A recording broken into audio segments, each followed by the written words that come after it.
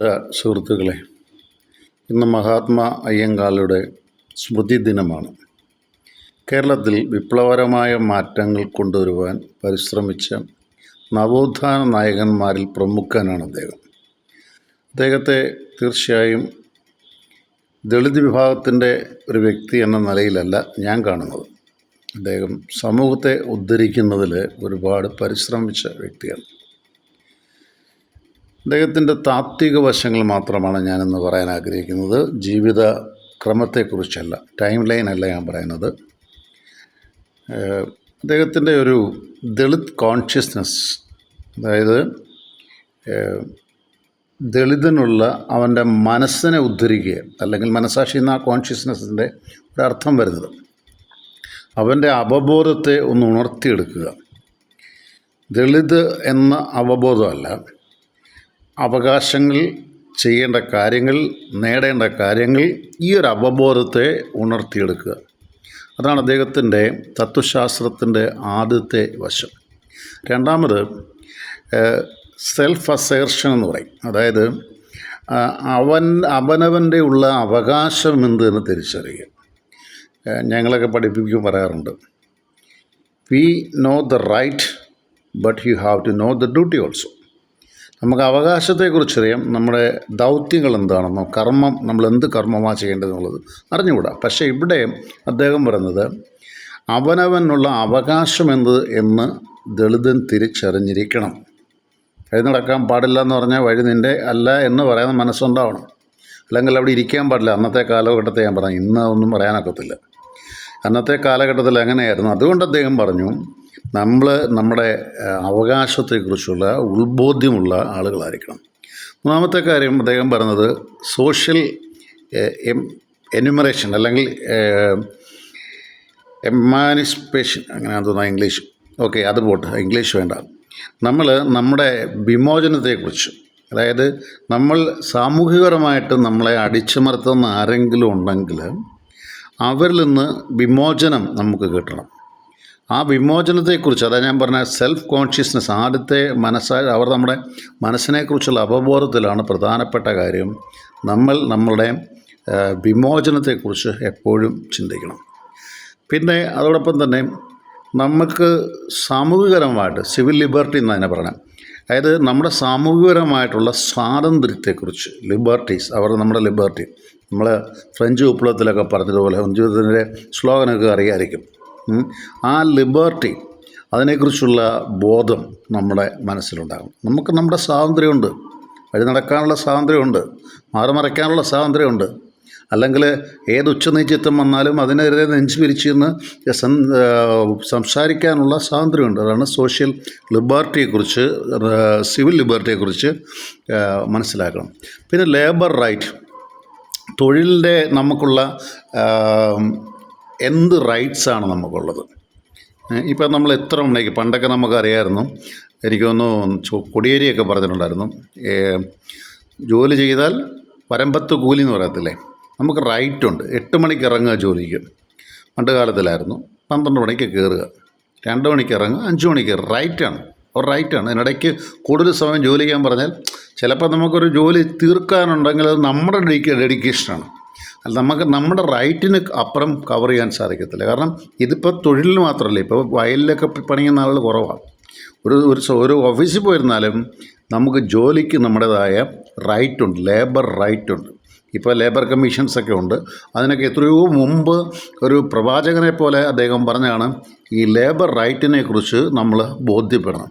Then അടുത്തൊരു അദ്ദേഹം പറഞ്ഞേക്കുന്നത് സമൂഹത്തിൽ പാർശ്വവൽക്കരിക്കപ്പെട്ടിരിക്കുന്നവർക്ക് കൃത്യമായ വിദ്യാഭ്യാസം കൊടുക്കണം. ആ വിദ്യാഭ്യാസത്തിലൂടെ, നാരായണഗുരുസ്വാമിയും പറഞ്ഞിരുന്നതാണ്, വിദ്യാഭ്യാസത്തിലൂടെ ഒരാളെ മാറ്റിയെടുക്കാൻ സാധിക്കത്തുള്ളൂ. വിദ്യാഭ്യാസം എന്ന് പറഞ്ഞാൽ അറിവ് മാത്രമല്ല, കുറേ ഡിഗ്രികളല്ല. വിദ്യാഭ്യാസം എന്ന് പറഞ്ഞാൽ സാംസ്കാരിക അവബോധമാണ്. വിദ്യാഭ്യാസം എന്ന് പറഞ്ഞാൽ സാമൂഹിക അവബോധമാണ്. വിദ്യാഭ്യാസം എന്ന് പറഞ്ഞാൽ മനുഷ്യത്വമാണ്. അത് ഞാൻ പറഞ്ഞാൽ പോളോഫെയറൊക്കെ പറഞ്ഞാണ്, എഡ്യൂക്കേഷൻ ഈസ് ഫോർ ഹ്യൂമനൈസേഷൻ. മനുഷ്യത്വത്തിലേക്ക് ഒരാളെ വളർത്തിയെടുക്കുകയാണ് വിദ്യാഭ്യാസത്തിൻ്റെ ലക്ഷ്യം. അടുത്തത് അദ്ദേഹം പറഞ്ഞത് കാസ്റ്റിൻ്റെ ആധിപത്യം, അതായത് ജാതിയുടെ ആധിപത്യം ഇല്ലാതാക്കിയെടുക്കണം. അതിപ്പം ഇന്ത്യയിൽ അല്പം കൂടി വരുന്നുണ്ട്, ജാതി ആധിപത്യം. സവർണൻ അവർണൻ നമ്മൾ കഴിഞ്ഞ ദിവസം കണ്ടതാണ്. ഒരു അമ്പലത്തിൽ ഒരു ദളിത് കുഞ്ഞിനെ കൊണ്ട് കയറിയപ്പം ആ കുഞ്ഞിനെ അവർ ചവിട്ടി കൊന്നു, ആ കുഞ്ഞിനെ അവർ ഇല്ലാതാക്കി. കഴിഞ്ഞ ദിവസം വേറൊരു ചിത്രം നമ്മൾ കണ്ടതാണ്.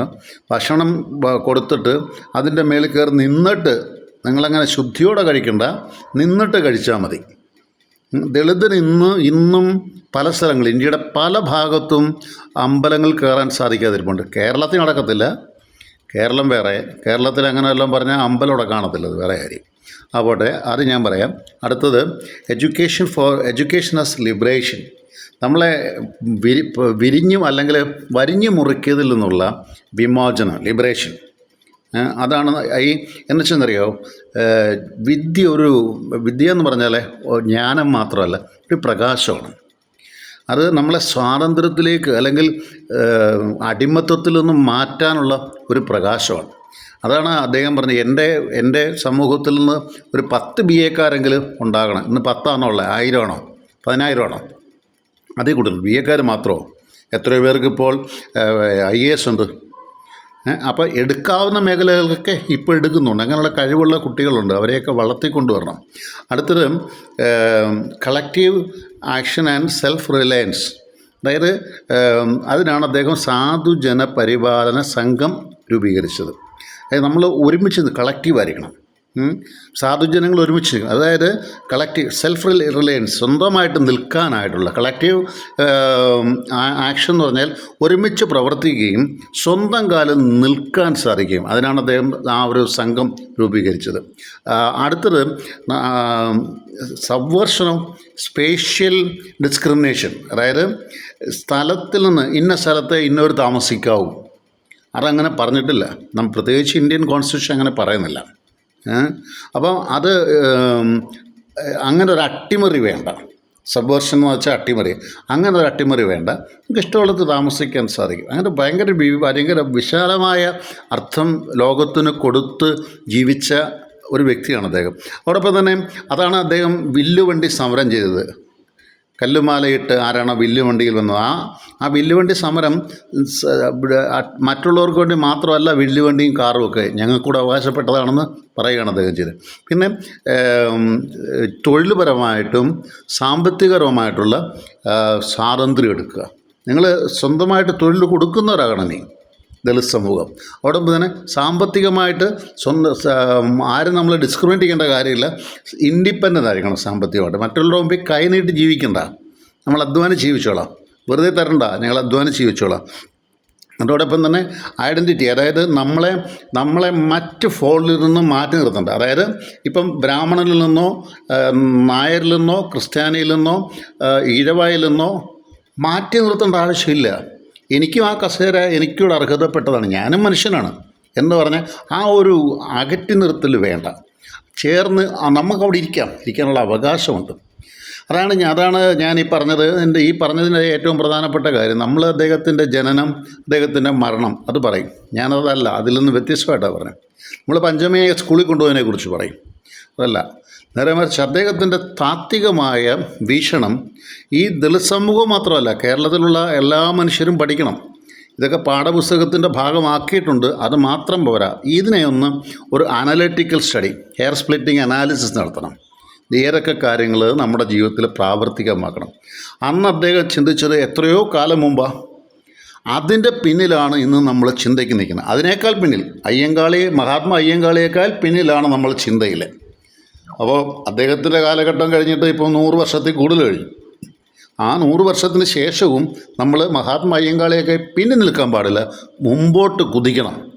ആ കുതിക്കാനുള്ള ഒരു ത്രസ്റ്റാണ്, ഒരു പ്രചോദനമാണ് മഹാത്മാ അയ്യങ്കാളി. ഏവർക്കും അദ്ദേഹത്തിൻ്റെ നന്മ കിട്ടട്ടെ എന്ന് ചിന്തിച്ചുകൊണ്ട് നിർത്തുന്നു. ജോൺസൺ കരൂർ.